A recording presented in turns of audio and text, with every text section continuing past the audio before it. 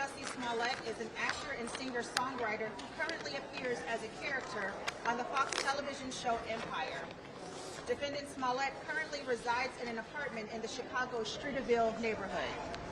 The people expect the evidence to show that on Tuesday, January 22, 2019, Defendant Smollett received a written letter at the SinSpace Chicago Film Studios, which is the facility on the southwest side of Chicago where the Empire television show is filmed.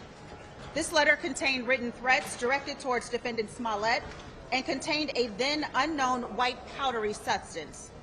The letter also contained cutout letters pieced together which stated, "Smollett Jussie, you will die, Black F," and the word MAGA was handwritten on the envelope where the return address typically is located.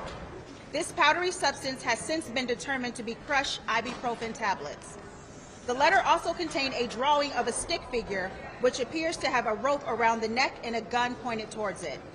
Law enforcement authorities were contacted, and the letter was turned over to the Federal Bureau of Investigation, which is currently conducting forensic analysis of the letter.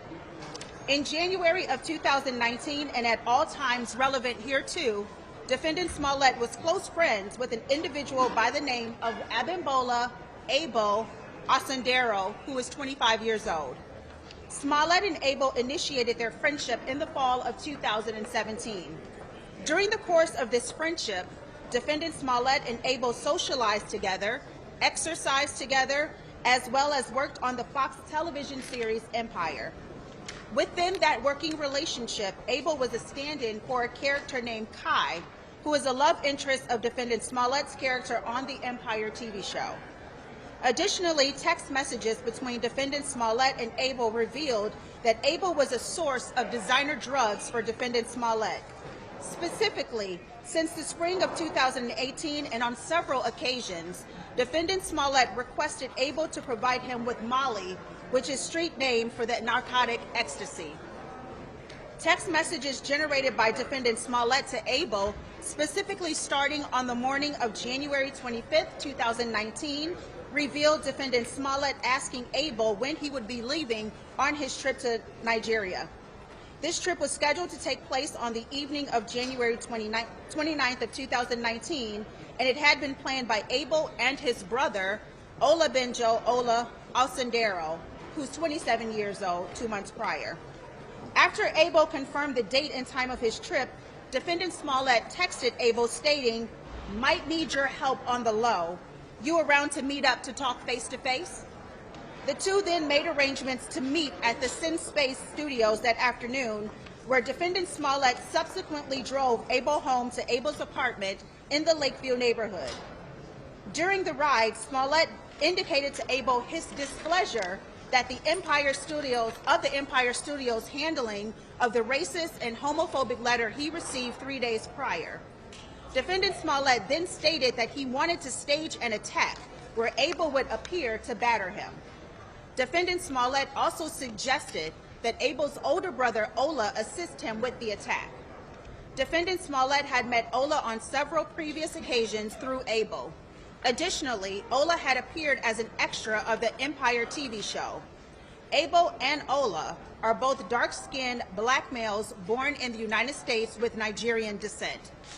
When Defendant Smollett and Abel reached Abel's apartment at approximately 5 p.m. on January 25, 2019, Ola, who was then living with Abel, was summoned into Defendant Smollett's vehicle.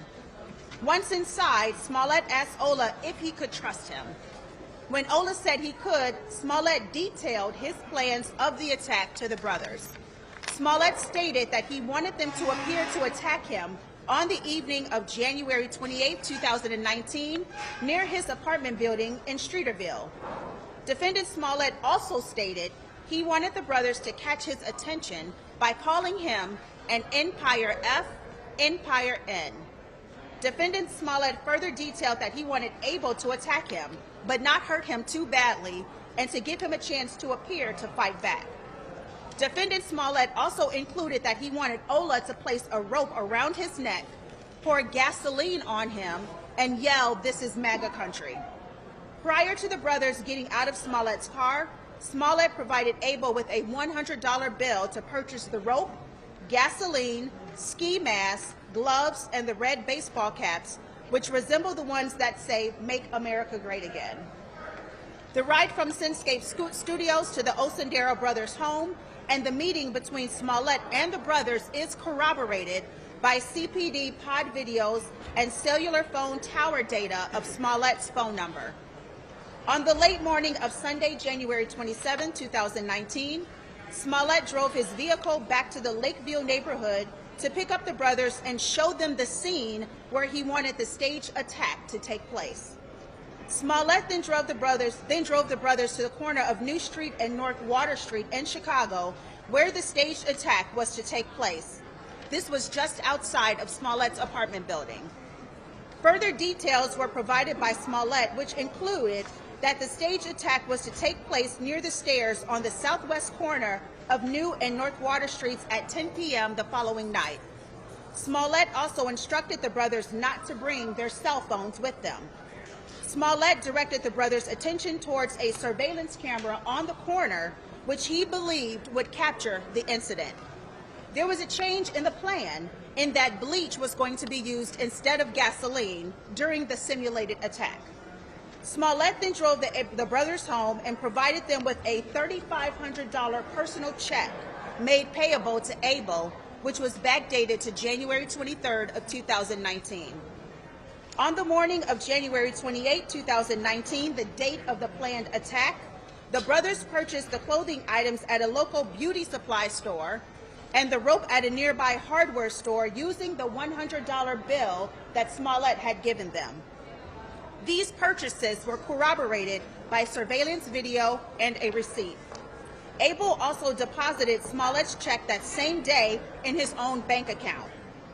Later that evening, the plan had changed and the time of the attack had to be pushed back because Smollett's flight into O'Hare Airport from New York had been delayed by 4 hours. Smollett's plane eventually landed at O'Hare at 12:30 a.m. on January 29th of 2019. At 12:49 a.m., there's a phone call between Smollett and Abel, which lasted 3 minutes. During this call, Smollett told Abel the attack would take place at exactly 2 a.m. at the location. Minutes later, Ola ordered an Uber rideshare to his home to leave for the crime scene. Cell phone records and Uber records confirmed this call and the Uber ride. The brothers then took the Uber to the 1400 block of North Wells, where they exited the Uber and flagged down a taxi, which took them to within 3 blocks of the arranged scene at approximately 1:22 a.m. The taxi's in-car video captures the brothers flagging the cab and riding in the back seat. From approximately 1:22 a.m. until approximately 2:03 a.m., video evidence showed the brothers on foot in an area bordered by Lakeshore Drive to the east, Columbus Drive to the west, Illinois to the north, and the Chicago River to the south. Video evidence also showed that Smollett returned back to his apartment from the airport at approximately 1:30 a.m. At 1:45 a.m., Smollett left his building to walk to a nearby Subway restaurant at Illinois and McClure Court. At 2 a.m., the brothers were at the intersection of New Street and North Water Street. However, defendant Smollett did not arrive at the preset time. The brothers then proceeded a quarter block north and waited near a bench until Smollett arrived, which was 4 minutes later. Surveillance cameras captured the brothers waiting at this location just prior to the staged attack. During Smollett's interview on ABC's Good Morning America, which aired on February 14th of 2019, he identified the people shown in the still of that surveillance video as his attackers. Also during that interview, Smollett indicated he was positive these were his attackers. The 2 men in this video are in fact the Osendero brothers. It was at this time that the brothers staged the attack of defendant Smollett, just how Smollett had instructed them. While the staged attack was occurring, a witness who is an employee of NBC News Chicago had just parked and exited her vehicle around the corner from the location of the staged attack. This witness indicated that she heard nothing at the time of the staged attack, despite the fact that defendant Smollett told CPD detectives that his attackers were yelling racial and homophobic slurs at him, and he in turn was yelling back at them. The stage attack lasted 45 seconds, and it was just outside the view of the desired nearby camera that Smollett had pointed out to the brothers approximately 15 hours earlier. Approximately 1 minute later, video evidence showed the brothers run from the location southbound towards the Chicago River and westbound towards Columbus Drive. Video evidence also captures the brothers entering a taxi at the Hyatt Regency Hotel across the river at 2:10 a.m. Video evidence then showed at 2:25 a.m. the brothers exited the taxi on the 3600 block of North Marshfield Avenue and walked northbound. This was only a few blocks from the brothers' Lakeview apartment, which was also the original Uber pickup location to the staged crime scene. Video shows the brothers walking from where they were dropped off towards their home. 2 minutes after the brothers exited the taxi at 2:27 a.m., defendant Smollett's manager called the police to report the incident.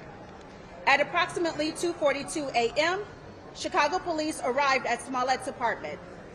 Chicago police observed that Smollett had a rope draped around his neck. This was captured on police body-worn camera. Seconds later, Smollett asked the police to shut off their cameras. Smollett then made a police report where he claimed he was the victim of an attack in which the offender struck him while yelling racial and homophobic slurs. Smollett also reported that the offenders placed a rope around his neck, poured a liquid chemical on him, and told him, "This is MAGA country." Defendant Smollett also reported for the first time that 3 days prior, on January 26, 2019, he received a phone call from an unidentified phone number in which an unidentified male caller stated, "Hey, you little F," before ending the call. Smollett also told police that the incident happened near a camera, which he stated should have captured the attack. This is the same camera that Smollett pointed out to the Osundero brothers in preparation of this staged attack. Smollett also told the police that the initial and primary attacker, now known to be Abel Osundero, was wearing a ski mask which covered his entire face with the exception of his eyes and the area all around his eyes. As stated earlier, the Osundero brothers are dark-skinned male blacks. During the Good Morning America interview, Smollett stated, "And it feels like if I had said I was a Muslim or a Mexican or someone black, I feel like the doubters would have supported me much more, a lot more." These statements by Smollett further misled the police and the public to believe his attackers were white. On January 29, 2019, at 7:45 p.m., just less than 18 hours following the reported attack, defendant Smollett placed a phone call to Abel, and the duration of the call was 5 seconds. 2 minutes later, Abel called back Smollett, and that call lasted 1 minute, 34 seconds. The brothers then boarded their flight to Nigeria and left the country. On January 30th, 2019, at 10:46 a.m., defendant Smollett called Abel, who was in Istanbul, Turkey, and the duration of that call lasted 8 minutes and 48 seconds. For the next 2 weeks, Chicago Police Department investigated this matter as a hate crime.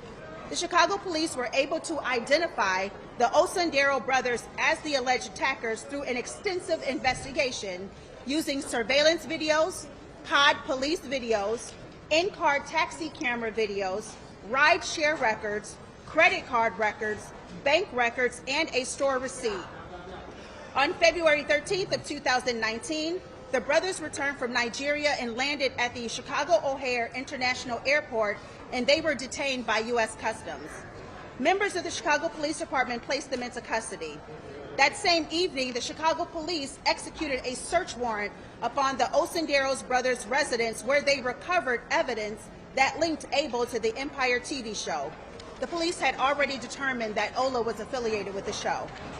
Following their arrest and through consultation with their attorneys, the brothers agreed to cooperate in the investigation. As more evidence such as text messages, phone records, social media records, bank records, surveillance video, and the receipt from the purchase of the rope was obtained by investigators, this investigation shifted from a hate crime to disorderly conduct. The Cook County State's Attorney's Office approved charges yesterday at 6:10 p.m. And at 5 a.m. this morning, Defendant Smollett was placed into custody at the Area Central Police Headquarters. Thank you.